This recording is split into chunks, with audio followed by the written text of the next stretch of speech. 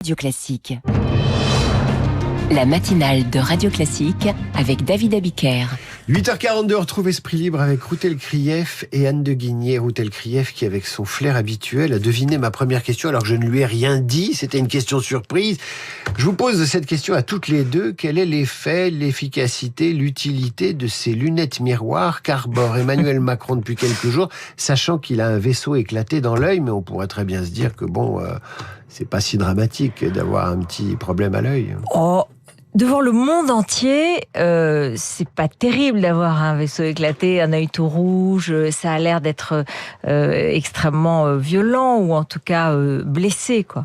Mais c'est vrai que ces lunettes de Top Gun, je crois qu'il y a vraiment un message subliminal qui est je suis prêt à me battre, quoi. Ça me rappelle un Sarkozy. J'avais vu Sarkozy avec des lunettes miroirs au début de son mandat. Tout à fait, oui, c'était les lunettes de Sarkozy. Anne de Guigné du Figaro, qui connaît bien l'histoire de Sarkozy. Et non, mais c'est vrai que l'homme politique doit avoir l'air fort. Et même, vous en avez, vous savez, qui ont une foulure au poignet. Il faut jamais apparaître avec même un plâtre. Il y a un côté un peu pour parler, c'est un peu correct, un peu corps du roi. Il faut montrer qu'on est au-dessus de la mêlée. Il faut pas avoir l'air d'un bras cassé. Non, il faut pas, exactement. Il faut pas. C'est le président. On ne souffre pas. Et donc, je comprends, moi, les lunettes. Alors, par contre, les lunettes Aviator, ouais, là, peut-être, là, il y a peut-être un truc plus personnel, mais les lunettes de soleil, je comprends assez. Parce qu'avoir là, oui, déjà, qu'une petite chose blessée, dans des moments pareils, en plus, où la force domine, ça reste que c'est une image dans le monde entier d'un président avec des lunettes miroirs.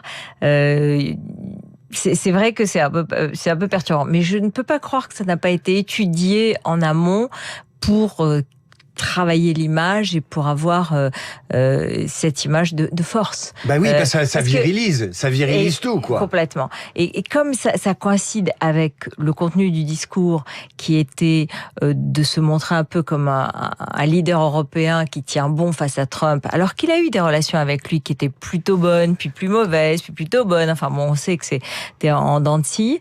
D'une certaine façon, ça coïncidait avec son discours. Vous êtes en train de me dire que la forme, c'est le fond qui remonte à la surface? Non, mais ça va avec, c'est sûr. C'est sûr que si vous dites je refuse la loi du plus fort, je refuse la brutalité, et que vous avez un œil injecté de sang, ça fait peut-être un peu plus peur. Oui, et après, c'est vrai qu'Emmanuel Macron a une petite faiblesse quand même pour les accoutrements un peu virilistes. On l'a vu, qui se faisait vraiment prendre en photo en train de s'entraîner à la boxe. Tout à fait. Il adore les suites un peu paramilitaires. Donc, il a un petit côté quand même un petit peu enfantin. Il en rajoute, quoi. Il aime beaucoup ces déguisements qui montrent que voilà, il n'a pas peur et qu'il est très solide. Mais moi, je comprends qu'il n'ait pas montré ce souci de santé dans les circonstances actuelles. Le côté, oui, lunettes Top Gun, moi ça m'a fait un peu rigoler, mais c'est lui, il est comme ça, il en fait un peu too much, il est comme ça. Alors on va revenir sur ce qu'a déclaré hier Emmanuel Macron, parce qu'il a fait un discours pro-européen attendu.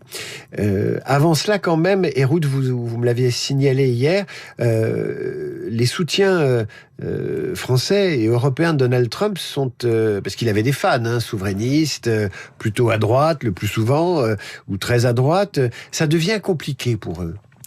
C'est un sparadrap maintenant. Vous savez que pendant les élections de 2022, il fallait expliquer ses relations avec Poutine. En 2027, par exemple, pour les Français qui ont adoré, adulé Trump, il va falloir expliquer pourquoi ils ont aimé Trump. Et ce sera difficile.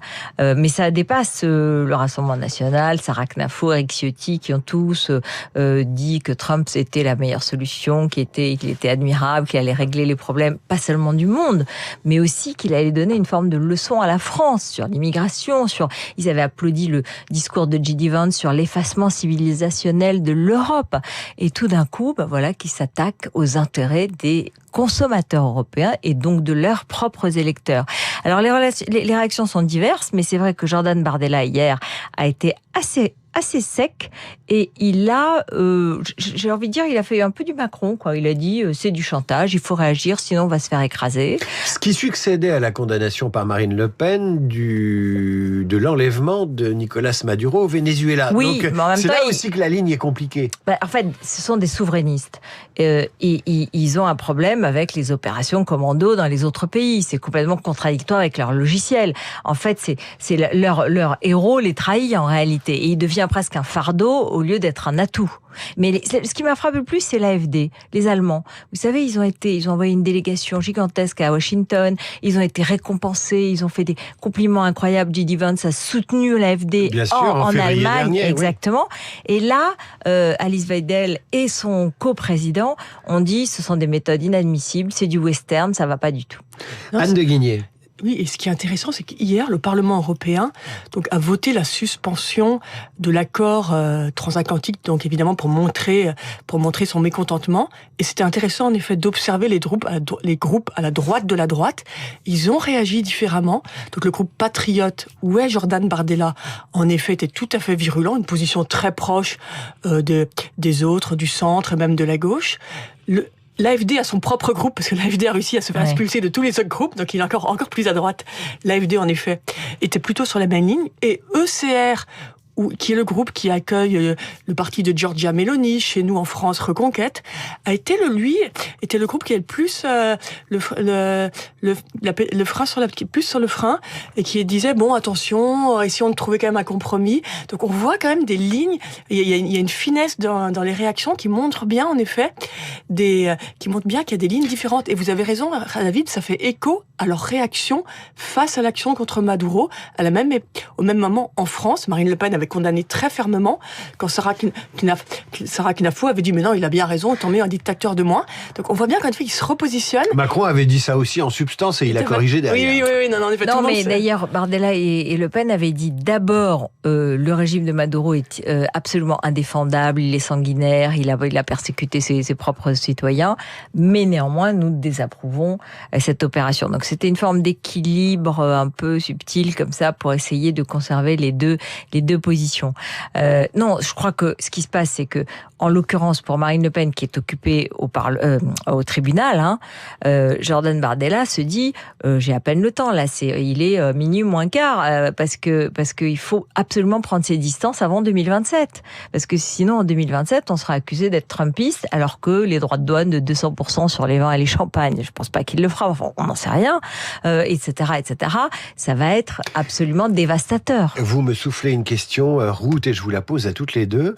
Imaginez que pendant que Madame Le Pen est occupée au tribunal, imaginons qu'elle soit condamnée, on voit que au centre et au centre-droite, c'est pas la grande forme des candidats dans les sondages.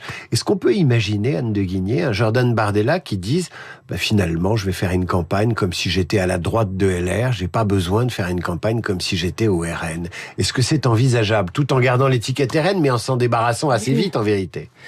C'est un peu, en tout cas d'un point de vue business, économique, c'est un peu la ligne qu'il essaye de tenir. Il essaye de passer pour un libéral bon teint, d'ailleurs ligne que ne tient plus tellement LR non plus. Donc en effet, il essaye déjà un peu de se repositionner de cette manière, et c'est évident que pour 2027, la géopolitique et les relations internationales vont être primordiales, comme elles l'ont été en 2022.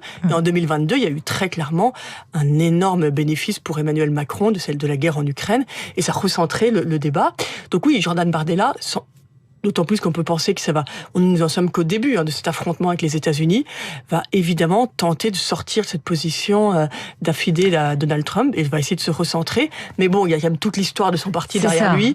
Il faut pas oublier. Je pense que les gens personne ne sera dupe, mais ça sera sans doute sa stratégie. Non, mais c'est vrai que il faut pas se priver de rappeler, parce qu'en fait, il y a un certain nombre de gens qui prévoyaient déjà que Donald Trump était pour le moins imprévisible, et c'est un euphémisme. Donc en fait, ils ont commis quand même l'erreur de le soutenir et de considérer qu'il était le sauveteur du monde, de l'humanité. Donc ça, c'est une erreur et c'est une stratégie extrêmement déplorable. Donc en fait, il faut pas l'oublier. Ça veut dire qu'ils peuvent recommencer et que même si aujourd'hui ils essayent de sauver les meubles, les uns ou les autres, alors plus ou moins subtilement, vous avez tout à fait raison. Il y a des différences de ton, mais tous ceux qui l'ont adulé doivent rendre des comptes. C'est normal. Anne de Guigné, je voulais qu'on parle avec vous de la hausse de 200% dont Donald Trump menace la France, puisque la France s'oppose à lui sur le dossier du Groenland. Je voudrais aussi qu'on parle du déficit limité à 5%, déficit des finances publiques françaises. Vous relativisez ces deux chiffres en disant c'est pas si grave.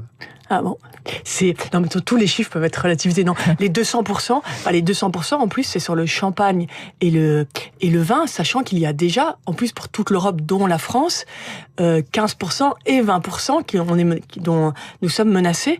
Non, ce qui est intéressant, c'est que vous faites référence, David, il y a une étude d'économistes allemands du Kiel Institute qui montre en fait que les droits de douane sont essentiellement payés par les consommateurs américains. D'accord. Ce qui explique d'ailleurs que l'inflation aux États-Unis reste assez élevée. Elle a beaucoup baissé en Europe et aux États-Unis, elle bouge quasiment pas depuis un an. En partie parce que le prix des importations a beaucoup augmenté. L'inflation, là, elle est à 2,6%, je crois, en décembre. C'est pas stratosphérique, hein, mais c'est embêtant. Et ce qui explique d'ailleurs, ce qui nous éclaire sur les débats autour de la Réserve fédérale. C'est pour ça que le patron actuel de la Réserve fédérale, Jérôme Powell, dit à Donald Trump, je peux pas baisser trop rapidement les taux, parce que l'inflation reste là. Et il lui dit, en sous-jacent, et cher ami, avec votre politique tarifaire, l'inflation risque de rebondir. Et pour le déficit à 5%, pardon, je vous donne la parole pour terminer. Oui, et le déficit à 5%, non, c'est amusant, j'étais étonné de voir Sébastien Lecornu nous dire, écoutez, on est sauvé, le budget, le déficit est à 5%. Mais en fait, il faut se rappeler, il faut parler en euros. En euros, le déficit est énorme, le déficit de la France. Et c'est amusant parce que j'ai lu un article récemment de Guy Abeille, qui est un haut fonctionnaire du budget, qui explique qu'en 82, en fait, c'est la France qui a inventé cet indicateur de 3% maximum du déficit. C'est l'époque où François Mitterrand, avec tous ses ministres qui dépensaient à tout va, il a demandé aux gars du budget, inventez-moi vite un ratio pour que je puisse les calmer, avoir une raison officielle. Ils ont trouvé ça. On ne peut jamais dépasser, évidemment, la France s'est empressée de le faire, mais on ne peut jamais dépasser le déficit ne doit jamais dépasser 3% du PIB.